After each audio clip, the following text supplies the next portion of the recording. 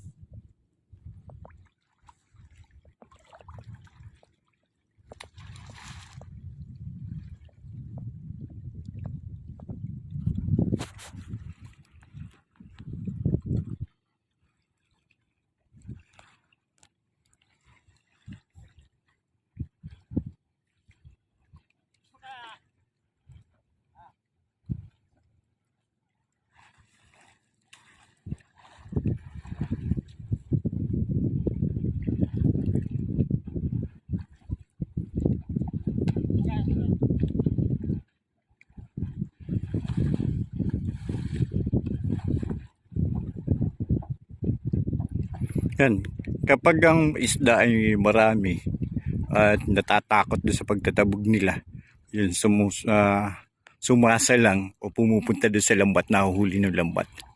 At mamaya titingnan natin kung sila ay mayroong mahuhuli.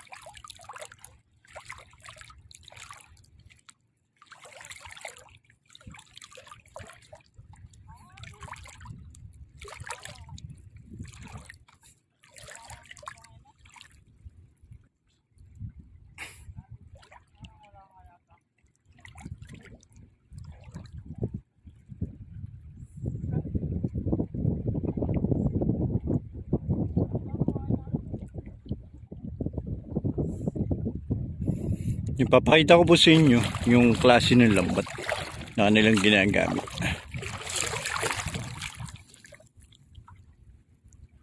Ibig sabihin, ano yan? Kanad?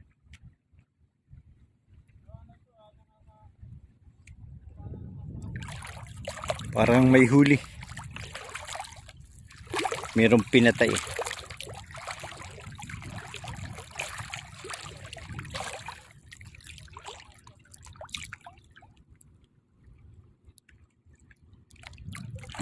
Papakita ko sa inyo yung klase ng lambat na ginagamit nila. Ito.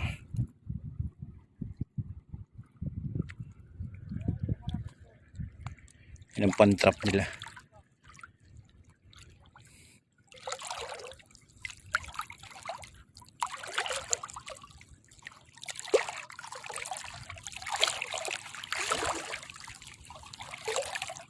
At yun,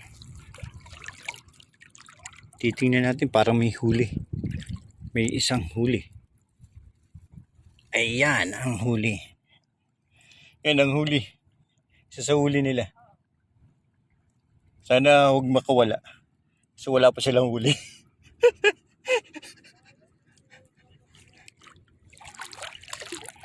Ayan, diretso pa rin po tayo. Titingin pa rin tayo kung mayroong huli yung kanilang lambat.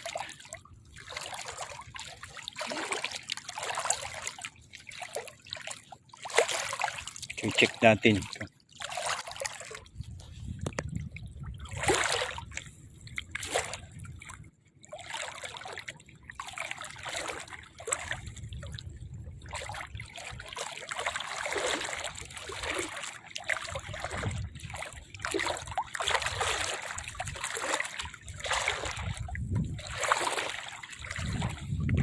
Check pa rin po natin kung mayroong huli.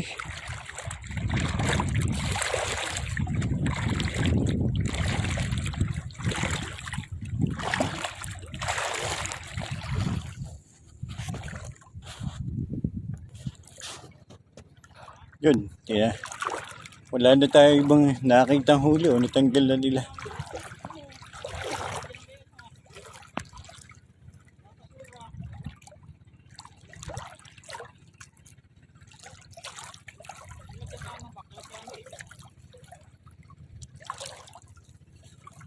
Ano nahuli?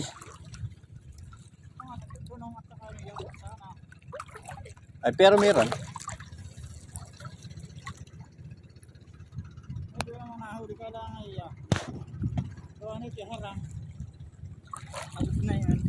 Pwede nga nahuli ninyo. At titingnan po natin yung nahuli.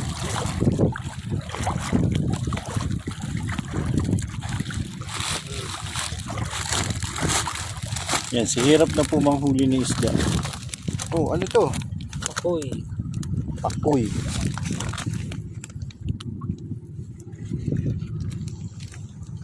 Wala po yung huli.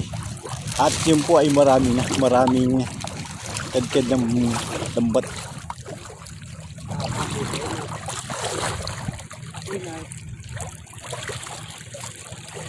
Yun po. Kaya tanggal na.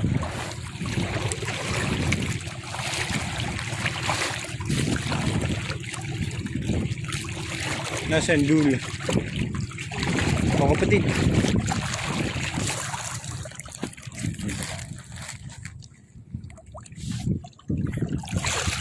Ngayon po aking tutulungan siya kung paano magtanggal ng lambat para yun po, para kanina pinakita ko sa inyo, ngayon naman pinapakita namin kung paano ang pagtatanggal ng lambat.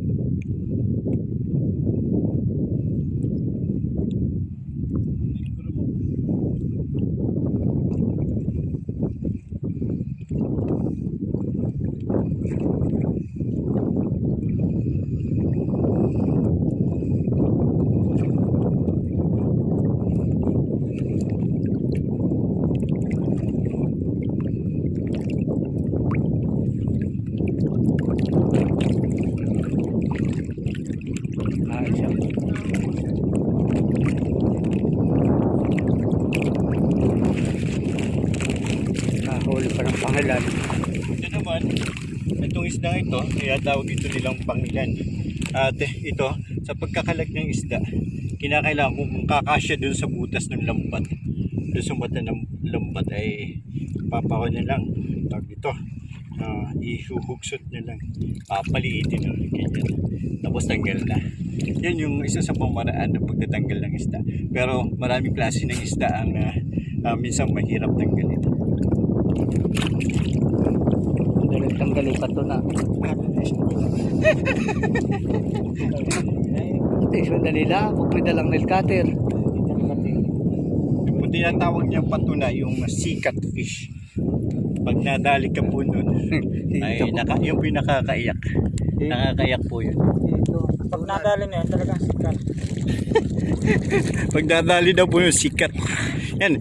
Ngayon po yung isang pamaraan na paghuhuli ng isda na ipinakita natin. Sana po may matutunan kayo or may natutunan kayo. At syempre, pwede po kayo mag-comment, mag-like and share kung ano po yung iba pa ninyong katanungan tungkol po dito. At syempre po, dito pa rin kami sa isla.